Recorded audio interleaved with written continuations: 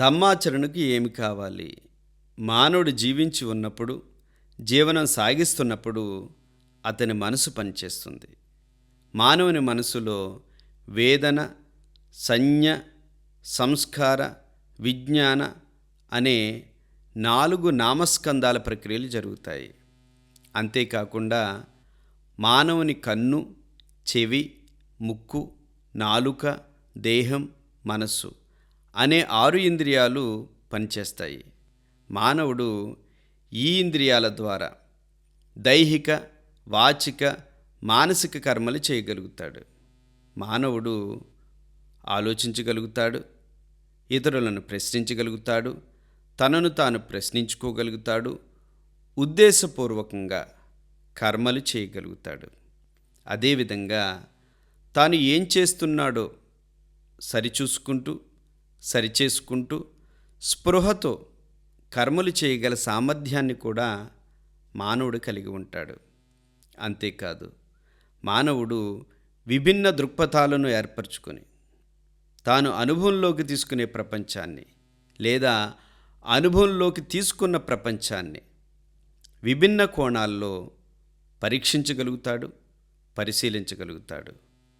మానవుడు తనకు కావలసిన దానికోసం అన్వేషించగలుగుతాడు. మానవుడు తన సంకల్ప బలంతో కృషి చేసి తాను సాధించాలనుకున్న దానిని సాధించగలుగుతాడు. ఈ విధంగా సాధించే సామర్థ్యం ప్రతి మానవునికి ఉంటుంది. ముఖ్యంగా మానవుడు జీవించి ఉన్నప్పుడు ఉచ్ఛ్వాస నిశ్వాసలతో కూడిన శ్వాసక్రియ ఆనాపాన నిరంతరాయంగా కొనసాగుతుంది. తాను సుఖంగా, ఆనందంగా ఉండాలని, తన జీవనం సుఖ సంతోషాలతో వర్ధిల్లాలని ప్రతి మానవుడు అభిలషిస్తాడు. ఒక మానవుడు జీవించి ఉన్నాడు, జీవనం సాగిస్తున్నాడు అనడానికి ఇవే ప్రామాణికం, రుజువు. బుద్ధ భగవాన్ల వారు బోధించిన ధమ్మాచరణకు ఇవి చాలు. ఈ ధమ్మాచరణకు మానవుడు జీవించి ఉండటం చాలు. ఈ ధమ్మాచరణకు మానవ జీవనం చాలు. ఈ ధమ్మంలో మన దైనందిన జీవనాన్నే ధమ్మాచరణగా మలుచుకోవడం సాధ్యమవుతుంది.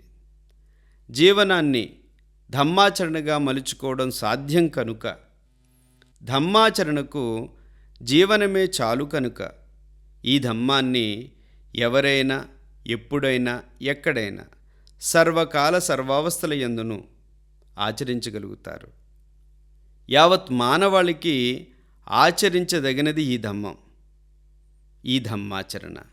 ఆచరించేవారికి వారి వారి ఆచరణను బట్టి అందరికీ పరమశాంతిని, పరమానందాన్ని తప్పక కలుగజేస్తుంది ఈ ధమ్మం. ఈ విధంగా ఈ ధమ్మం సర్వమానవాళికి వర్తించే విశ్వజనీనమైనది కనుక ఇది అత్యున్నత మానవీయ ధమ్మం. కనుకనే ఇది సద్ధమ్మం. భవతు సబ్బమంగళం.